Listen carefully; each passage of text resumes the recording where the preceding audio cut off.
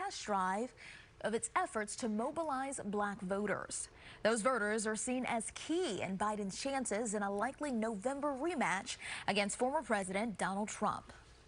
Well, WJZ continues to celebrate a Black History Month, and Dennis Valera shows us the local work of a woman working with kids to help them not only see themselves, but also learn about others. To a beautiful black girl, know that I value you and deeply care about you. It may sound like the start of a memoir. So do the rest of the women in this book. But it's actually the first page of a coloring book. Black Women Are the Future is Naomi Winston's first self-published coloring book.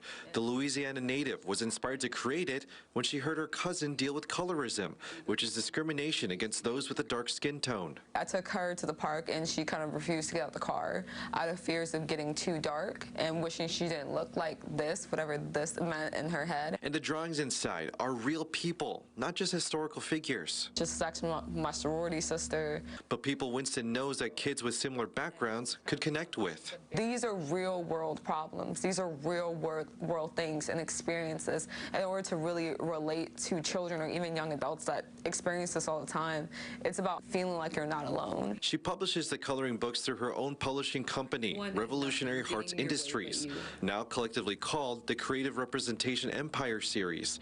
As you can see, the coloring books have only become even more inclusive.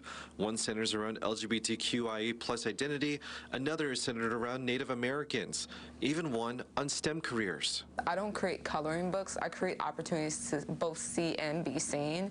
I like to say that we create mirrors of representation for black and brown kids to see themselves and their stories and their cultures reflected. Knowing cost can be a barrier. Winston is trying to work with school districts to get more kids access to her books. We've already seen how much teachers and youth organizations have said that the kids are so much more engaged, that they've opened up, that they feel seen for the first time. She's also trying to be more involved in Baltimore. Recently, she had an immersive art experience where people could paint pages from her book.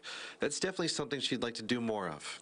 Reporting in Baltimore, I'm Dennis Valera for WJZ. Thank you, Dennis. It really is all about representation. And there's more to come on WJZ Sunday morning and on CBS News Baltimore. Late last night, the U.S. and the U.K. hit